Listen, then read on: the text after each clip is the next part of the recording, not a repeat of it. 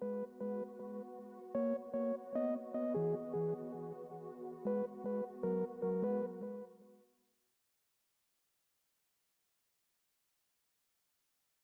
I'm William Dale Rowland, the Vicar S&P of Discipleship here at Peace Lutheran Church in Hurst, Texas. Each week this summer, I'm sitting down with one of the leaders here at Peace to answer your questions, discuss relevant social topics, and dive deeper into recent sermons so that we can figure out how to apply Scripture to our daily lives.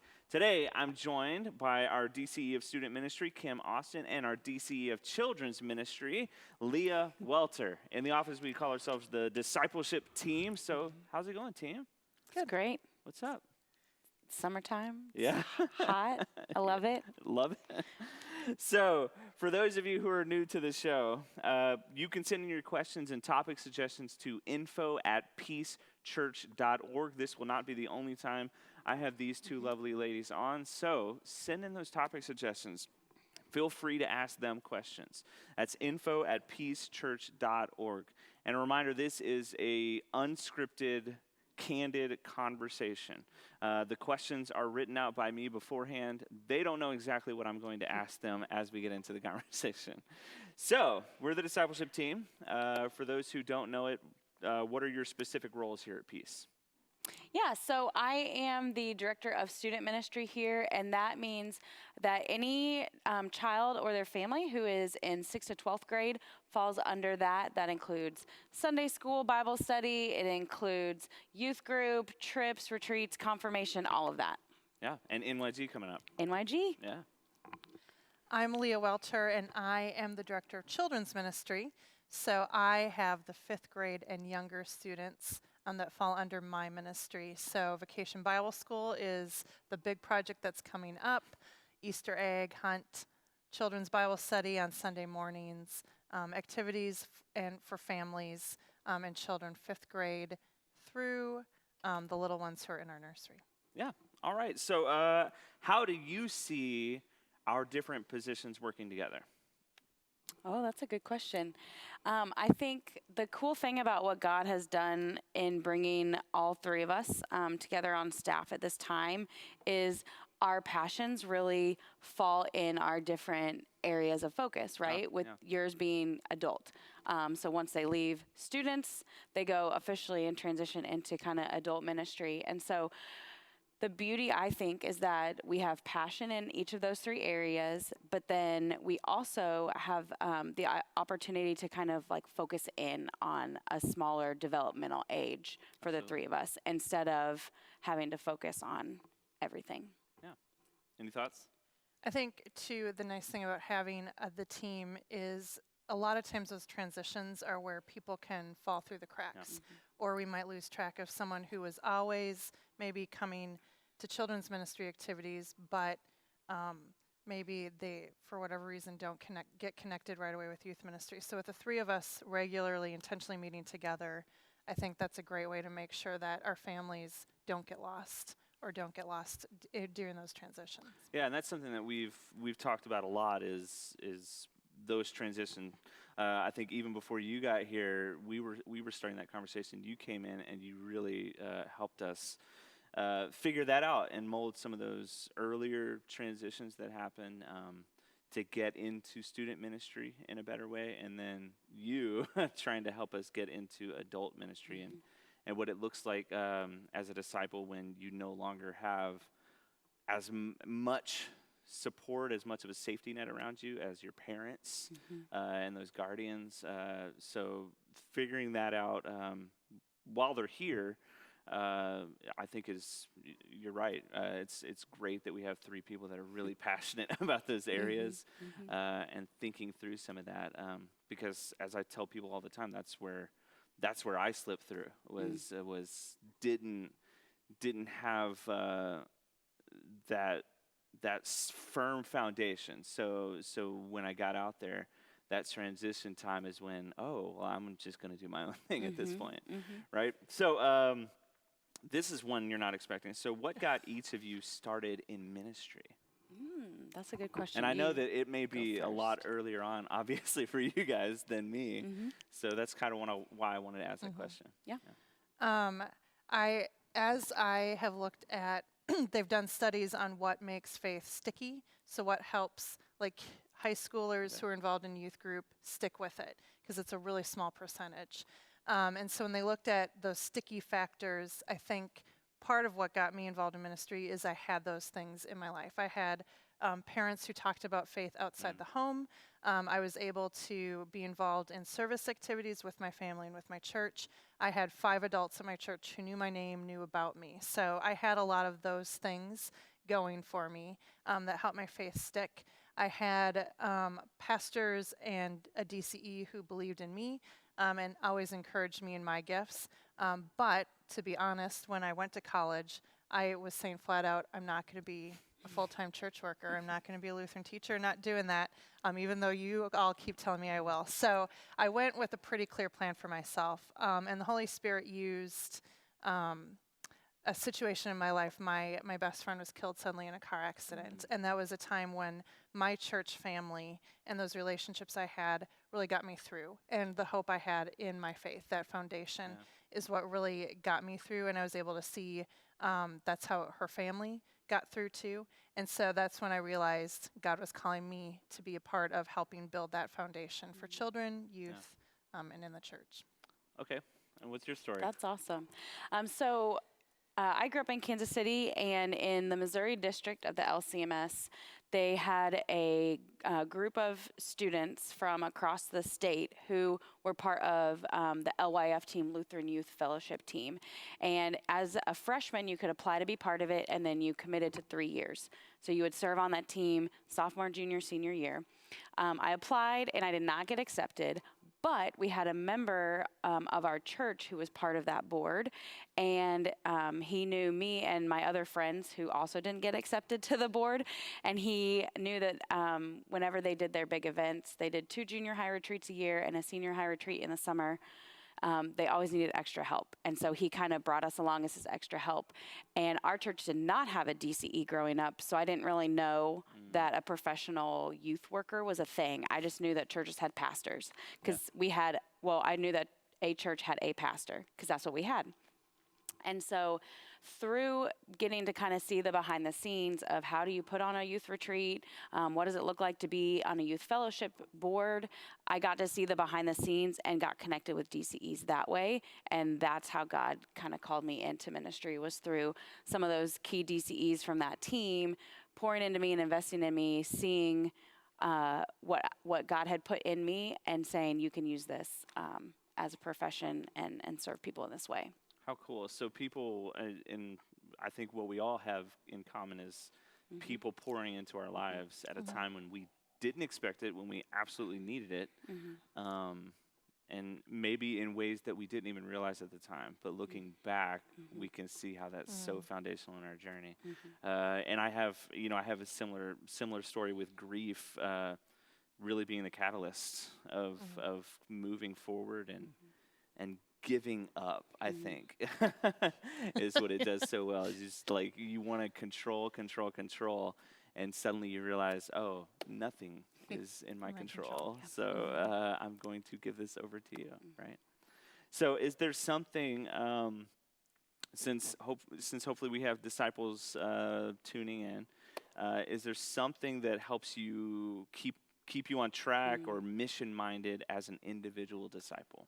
Whether that's a discipline or just, I don't know, something that you do in your life to help keep you focused, especially when the world's so chaotic. I think continuing education through going to conferences, taking time to connect with other DCEs.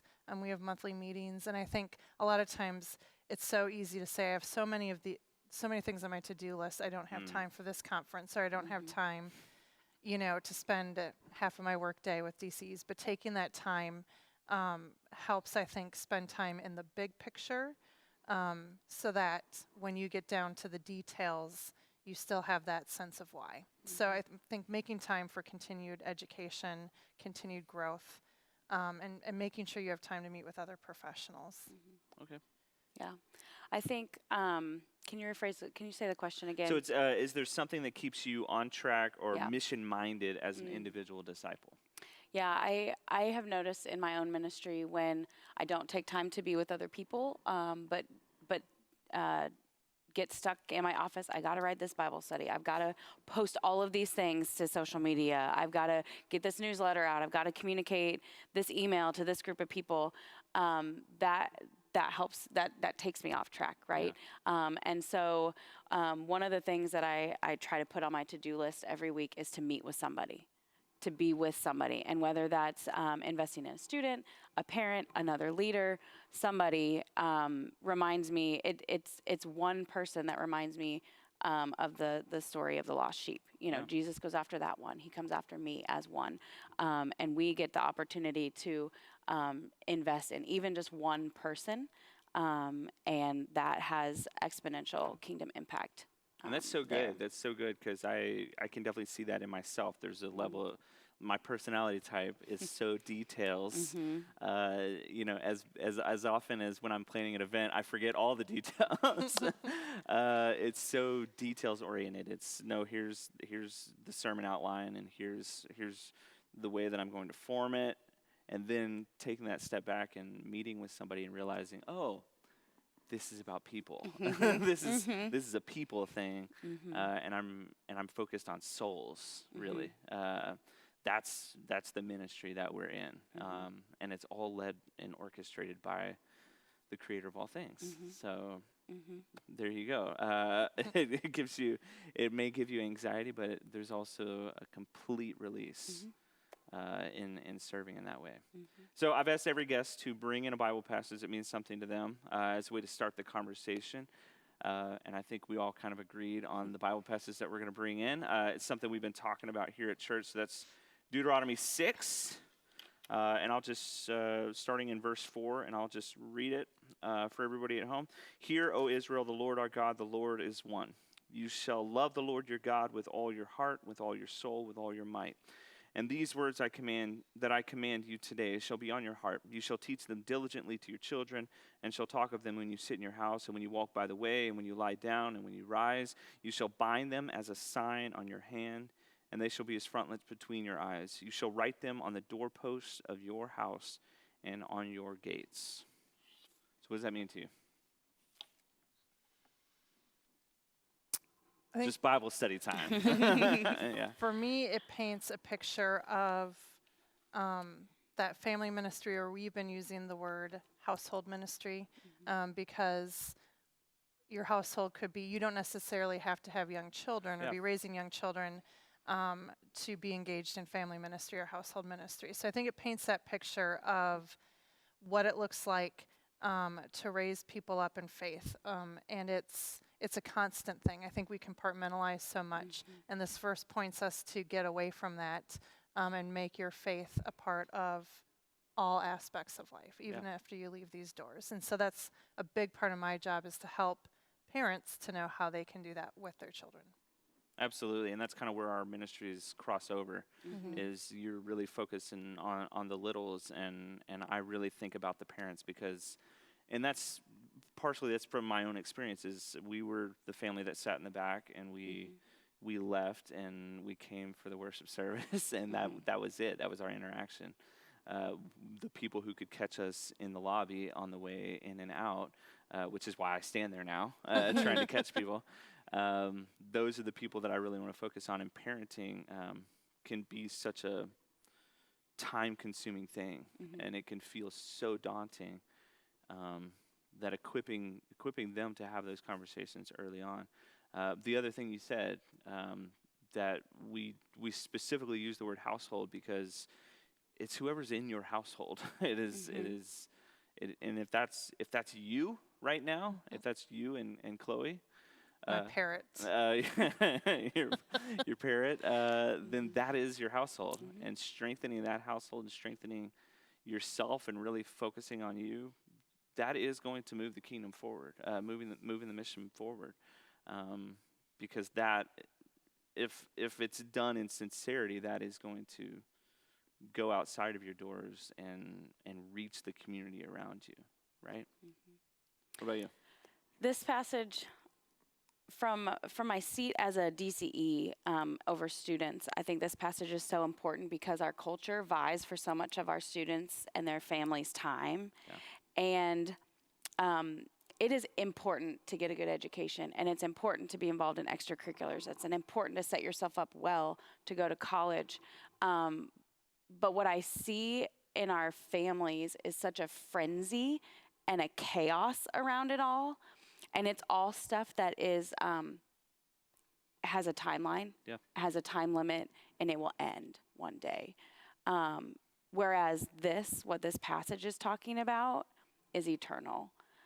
It's about passing down the faith that you as a parent have to your child. So when they do go off to college or to their first job or they move out of the house or, God forbid, run away or whatever might happen, that faith is foundationally instilled in their life, and they can take that into wherever God has them next, into their next household once they leave your household.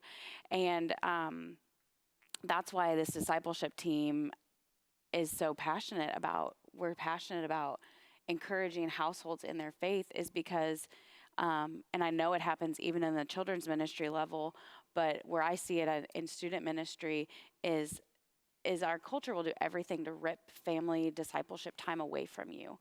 And in my seat as a DCE, my time with our students is so limited.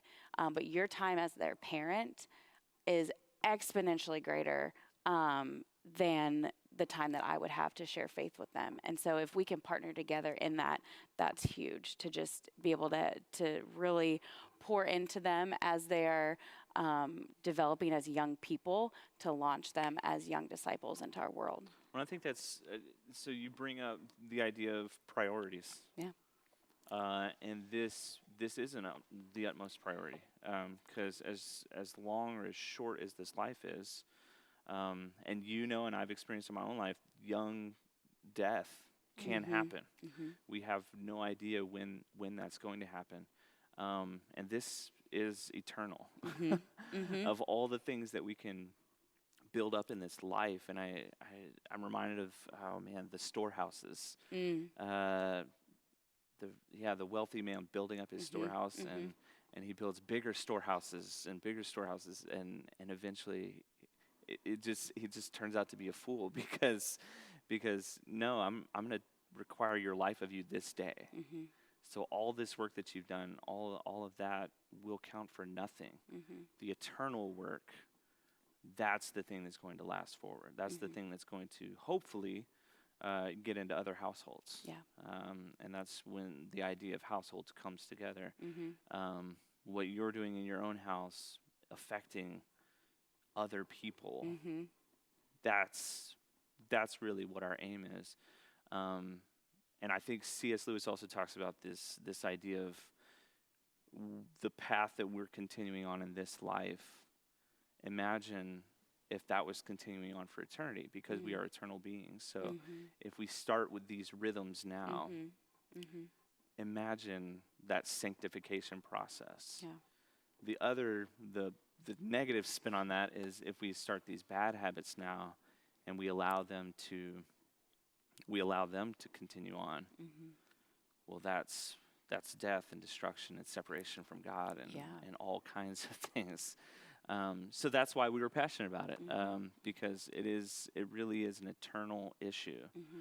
The other part about that, and I think you guys can agree with me here, maybe you can help me out, we have such limited time to talk about these things, not just with the kids, not just with the students, even the adults who are here. Every time we have an offering, we still have limited time with you.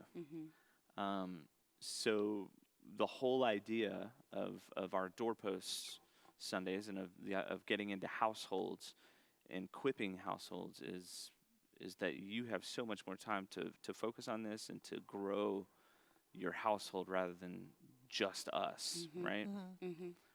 Have you experienced that in your ministries? Yeah, and I seen the impact of that? I think too, we're coming from, I know when I was growing up, there's definitely the message that, or the trend was, let the professionals do the faith development. They've gone to school, their theology, they know what they're doing. They're professionals. Let them do the faith development. So leave them in our hands to do that. And I think one thing we found is that's not giving people the foundation that they need. And it's creating, I think, more of that compartmentalization. So, yeah, parents, you're the number one influencer in your child's life. You still are. You were back then. And so now I think is helping parents, especially parents who are raised like me, who maybe didn't see that modeled. My parents certainly were not encouraged to do faith development at home because our church had so many awesome programs going on. So now maybe teaching people who haven't seen that, what does it look like? And you don't have to be an expert with a 4-year degree in theology to help raise your children in the faith. Yeah, and that's what I love about our role is we really get to be equippers. We get to equip you with the tools that you need. We get to resource you. Our booklet that we launched is, I feel like we've gotten to a good point with our foundational 4. If discipleship in the home doesn't have to be overly complicated. We don't have to sit with our big study Bibles out and pour over the original languages or anything like that. But it's just thee and thou. Yes, exactly. The KJV but it's a time that you can sit and just say, how was your day today? What did you like about your day? What was bad about your day? Read a short passage of scripture and just talk about it. What makes sense? What doesn't make sense? What do we think this means? Maybe, throw an activity in with that and then pray for each other. It doesn't have to be anything crazy. And you can do that as you walk along the way, when you lie down, when you rise, as you're walking down the street, as you're driving to practice, as you're eating a meal together, as you're prepping a meal together to run off into your separate directions, And I think that's where I get excited what we can help families do, because we are the experts in that we can track down the resources and put those things together for you, but we cannot ultimately effectively lead your child in the faith without your help. And same with us. That's the beauty of this partnership that we have as parents and church workers, is that we get to walk together with your kid to give them the village that they need to help launch them. Yeah, and if it gets to those issues of theology, doctrine, absolutely come to us. Yeah. That would be an awesome level to be at. And when you start to have some of those questions, or when life events happen and you're trying to figure out how to respond to that as a disciple, rather than just as the world would respond to it, that's absolutely a time to come to us. And here's a powerful thing for your kid to hear. You're in a family discipleshiping time and they ask you a question that you don't know the answer to. It's really beneficial and powerful for them to hear, I don't know. Why don't we try to talk to someone at church about it? Yeah. That's amazing for them to hear. I don't have to always know the answers about my faith. That's an important message for our children to learn. Absolutely. And that is the walk as disciples. Like we do this, Pastor Brian says it all the time, we do this together. It is always together. And showing a little bit of that frailty with your kids can go a long way towards understanding grace and forgiveness and mercy, all of those awesome ideas, showing that you don't have all the answers and that we never learn all the answers. The only for now we see in a mirror dimly is the passage that always comes to mind when I think about that. We don't know until we get there and can ask the man face to face that, hey, Jesus, what on earth did you mean when you said this? And we are going to have those questions, right? So finally, last question. What things are happening at Peace that have you excited?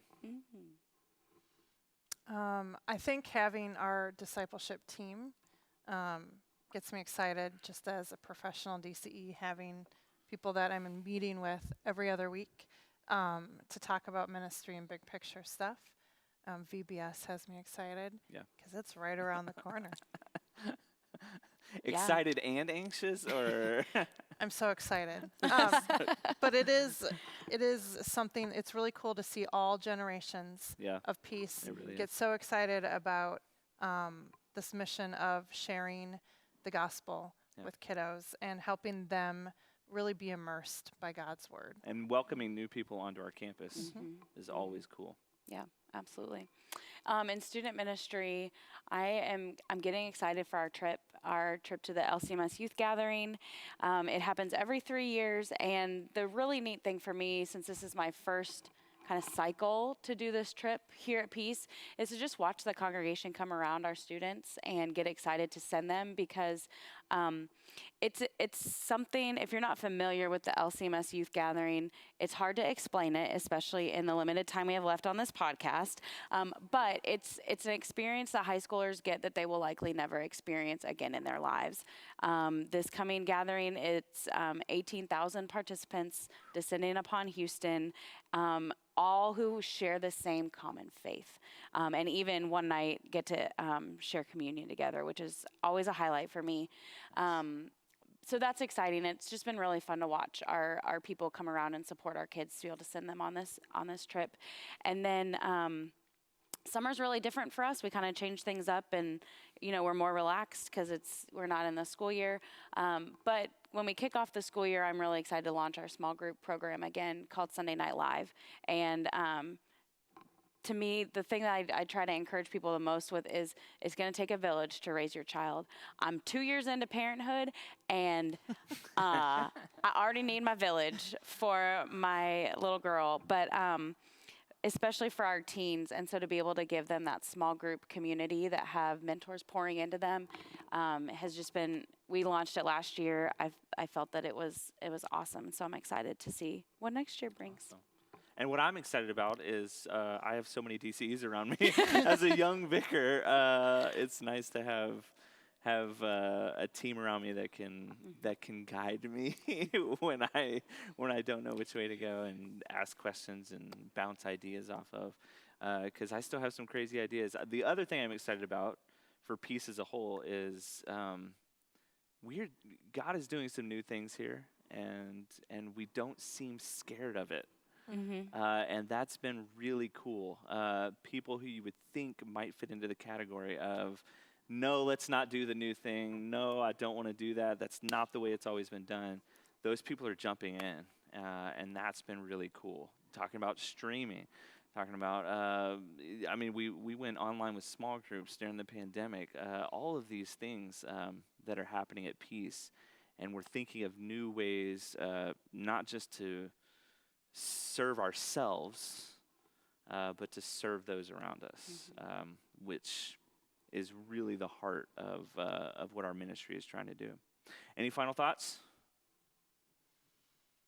No. I would say, sorry. I would say that this whole, most of our conversation revolved around, how do you disciple in your home? How do you become a home that, has regular rhythms of discipleship? And the encouragement I want to leave our families with is that it's a journey that's never too late to jump on. Yeah. And we're always here to help equip you, answer questions, sit and cry with you, listen, whatever you need. That is our role that we get in equipping you. And so whatever way that any of the three or all of the three of us can support you as you journey on that discipling journey, we're happy to do that. Very good. And that's such an important thing to remember. Is it is never too late. You were promised only one day, and that is today. And making that one decision today could affect the rest of your life, right? Could affect the rest of your life. It could continue on, and you're probably not going to get it right the first time, the 30th time, however many times you try to set that up for your household. So we just keep plugging away. So our next episode of Peace Beyond the Pulpit will air next Wednesday. That's June 15th, 2022 at 11 a.m. My guest will be the head elder here at Peace, Josh Anderson. You can find Peace Lutheran Church on Hearst, Texas on Facebook, on Spotify, Instagram, and YouTube. You can find us at our handle at Peace Church DFW. That's at Peace Church DFW. Join us for worship this weekend at 8:30 and 11. If you can't make it to church, we have a live stream on Facebook and YouTube. Don't forget to send in your questions to info@peacechurch.org. We'd love to talk about whatever is on your mind. So, send in your questions right now. Please like and share this video, and we'll see you next week. God bless.